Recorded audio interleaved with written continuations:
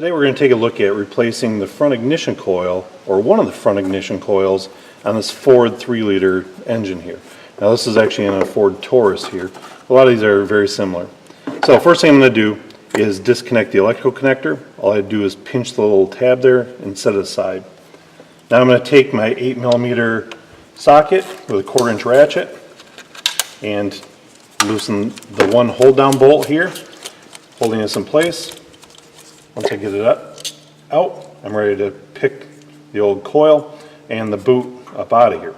Now it's important to take a look at the original one that you removed from the vehicle. Make sure there's not any oil leaking down inside of there. If there is, now we're going to want to suck the oil out and replace the gaskets. It's always a good idea as well, if you replace the ignition coil, to replace the spark plug with it, and it's another good idea to replace the coils in sets. So it's not too bad to get these front ones.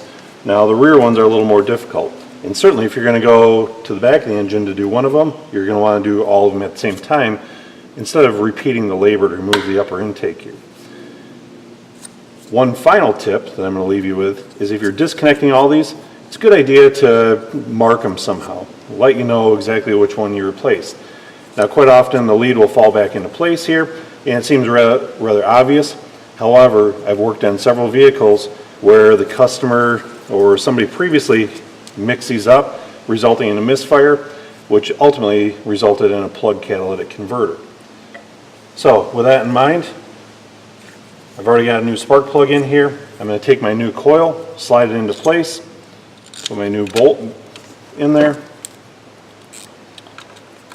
I'll tighten it down here, snug it down, make my electrical connection, clear out any trouble codes that may have been set previously, and just like that, we've gone ahead and replaced the front ignition coil, or one of the front ignition coils, on this Ford 3-liter engine.